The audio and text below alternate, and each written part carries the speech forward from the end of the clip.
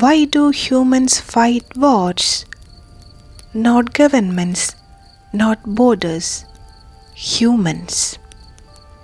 If you placed 100 strangers on an untouched island, gave them resources, time, and freedom, conflict would eventually emerge.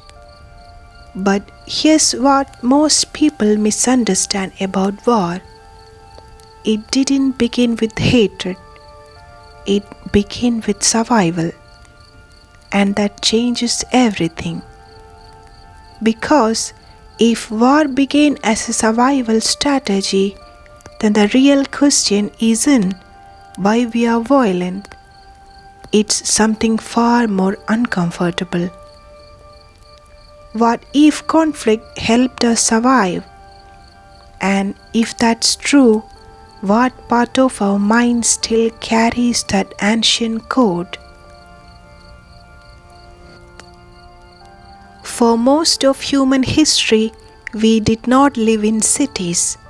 We lived in tribes, small groups, 20 to maybe 150 individuals. Your safety, food, status, and future depended entirely on this group. And outside your group, uncertainty, competition, sometimes danger. Here's something subtle about powerful. The human brain evolved to instantly categorize people into us and them. Not because we are cruel, but because in ancestral environments, misjudging a threat could mean death. And when two tribes met, it wasn't always peaceful trade. Sometimes it was cooperation, but often enough it was tension. And that tension shaped our psychology.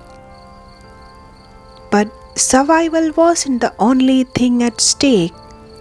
Something else made conflict almost inevitable. Resources.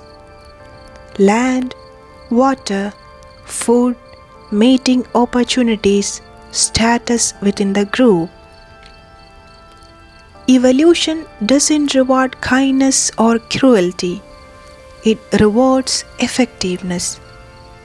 If defending territory increased survival, those tendencies were reinforced.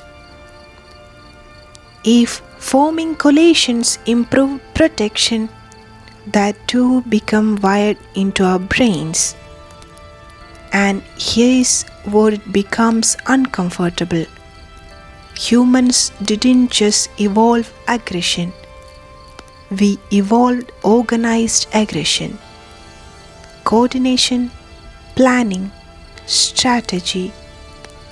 Because groups that cooperated internally could outcompete groups that didn't.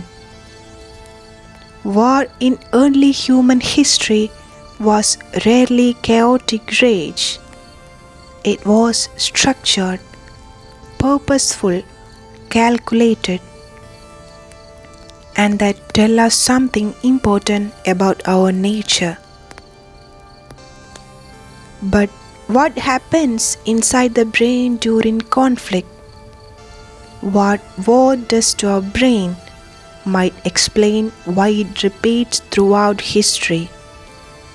Under threat, stress hormones surge. Cortisol increases alertness.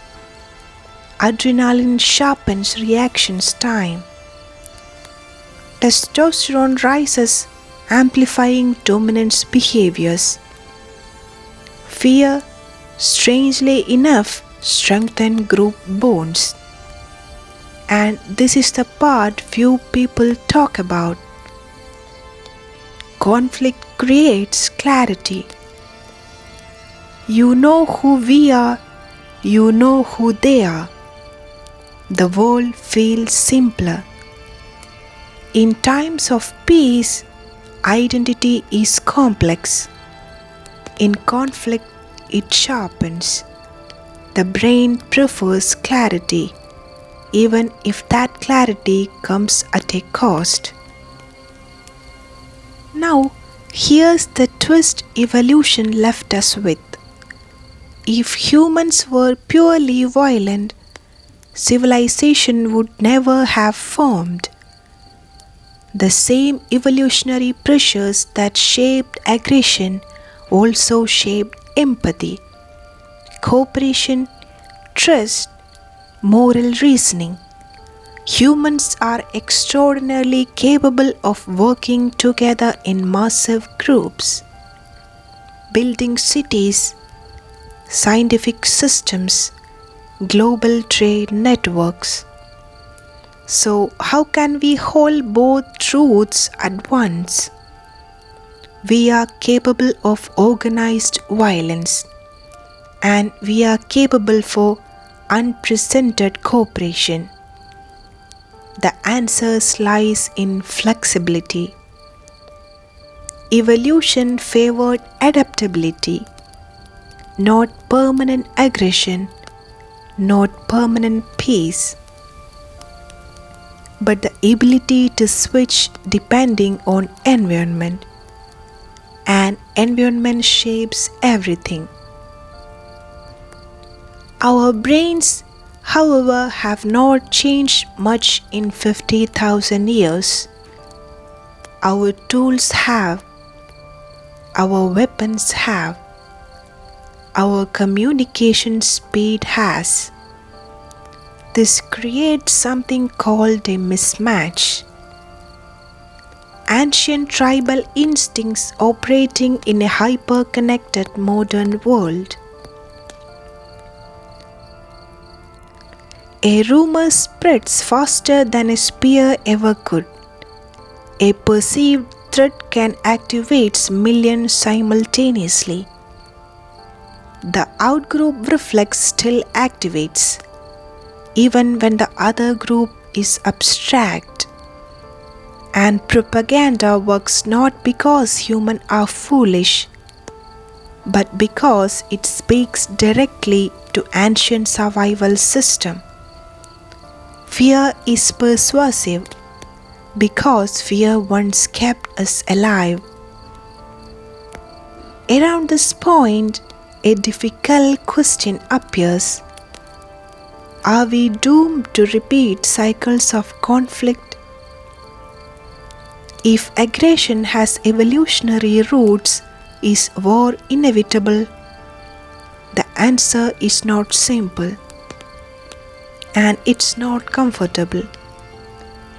Evolution gave us aggression, it also gave us foresight, long-term planning, the ability to imagine consequences decades ahead.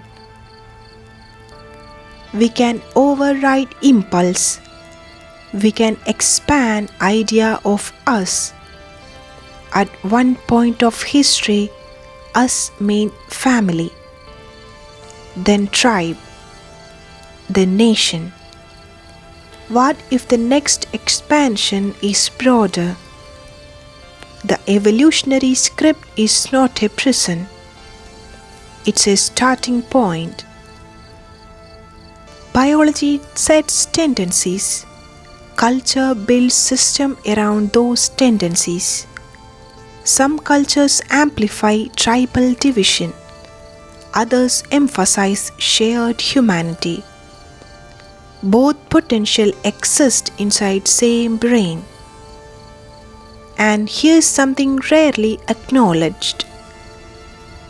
Peace can feel unnatural to a brain shaped by scarcity. In stability, the mind searches for threat. It scans for disruption. This is not because humans love chaos. It is because vigilance once meant survival. But modern safety requires something evolution did not heavily train for. Sustained cooperation without immediate danger. That requires conscious effort, not instinct. So maybe the real question isn't whether humans are wired for war. Maybe the deeper question is this: which part of our wiring are we strengthening? Fear or foresight? Division or expansion? The ancient brain still whispers in that language of tribe. But modern brain has the capacity to imagine something larger. War is part of our evolutionary history. So is alliance. So is trade. So is reconciliation. The story of humanity is not a straight line toward violence. It is a tension between competing instincts.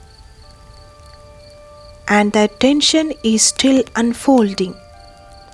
We are not separate from evolution. We are evolution become self-aware. And perhaps for the first time in history, we have the ability to decide which instinct shapes the future. If the war has evolutionary roots, the next logical question is not whether it exists, it's whether is it decreasing. Because evolution does not stop, it interacts with environment. And the environment has changed dramatically in the last few thousand years. Anthropological data suggests that prehistoric societies experienced frequent intergroup violence. Skeletal remains show trauma consistent with raids and territorial conflict. But something interesting happens as societies scale. As trade networks expand, as institutions develop, as economic interdependence increases, the cost of war rises. In small tribes, conflict affected dozens.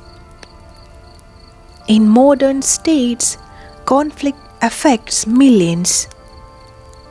And the human brain is sensitive to cost. When cooperation yields greater survival benefits than aggression, evolutionary incentives shift. This is not moral progress in the abstract. It is strategic adaptation. Now consider this. Humans evolved in groups of around 100 individuals, sometimes referred to as Dunbar's number. Beyond that size, personal familiarity declines. Trust becomes abstract. Institutions replace direct relationships. This creates a psychological gap. We are biologically tribal, but structurally global. That tension defines modern conflict. When identity shrinks, tribal instinct intensify. When identity expands, cooperative systems strengthen. And identity is psychological. It can contract. It can expand. Neuroscience adds another layer. The amygdala responds quickly to perceived threat. It does not carefully analyze, it reacts. But the prefrontal cortex, the rational planning center, can override emotional impulses. This region is associated with long-term thinking, ethical reasoning, and impulse control. In evolutionary terms, this is relatively recent development. Modern peace depends heavily on this system. Diplomacy is prefrontal, revenge is amygdala, The human brain contains both. The outcome depends on which network dominates decision making. There is also evidence that exposure to diversity reduces threat perception over time.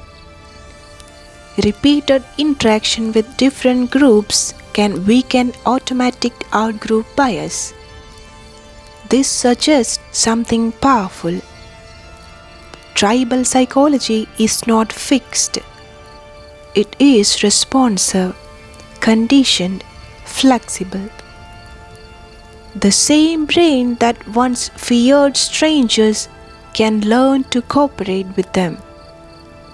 But that process requires stability and time. Under rapid change of fear, regression is easier than expansion. This explains why periods of uncertainty often intensify conflict rhetoric. The brain under stress narrows its circle of trust. Another important factor is economic interdependence. When groups rely on each other for trade, energy, technology, and stability, war becomes self-destructive. Historically, societies deeply connected through commerce show lower incentives for direct conflict. Again, this is not idealism, it is cost-benefit calculation. Evolution favors strategies that maximize survival probability. In a globally connected system, cooperation often produces higher returns than conquest. But only if leaders or populations perceive that clearly. Perception shapes behavior as much as reality. Now, here is a deeper evolutionary paradox. Aggression helped humans survive in small, resource-scarce environments. But large-scale civilization requires suppressing constant aggression. Civilization is, in many ways, a restrained system. Laws, norms, international agreements, cultural taboos. These are psychological scaffolds. They help regulate instincts that evolve for a different world. The existence of such systems suggests something hopeful.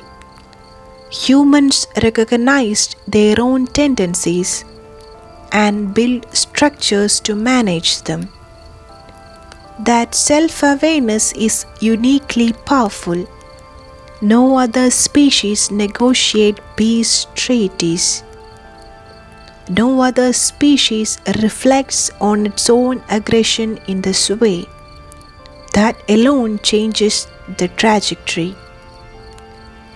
However, evolutionary pressures never disappear entirely.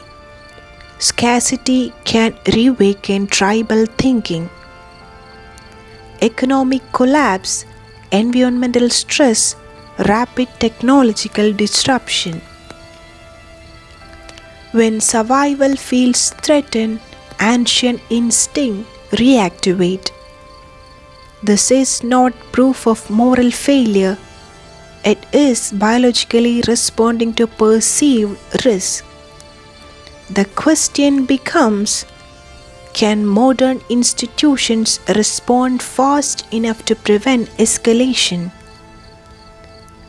Because once large-scale violence begins, it reinforces itself psychologically.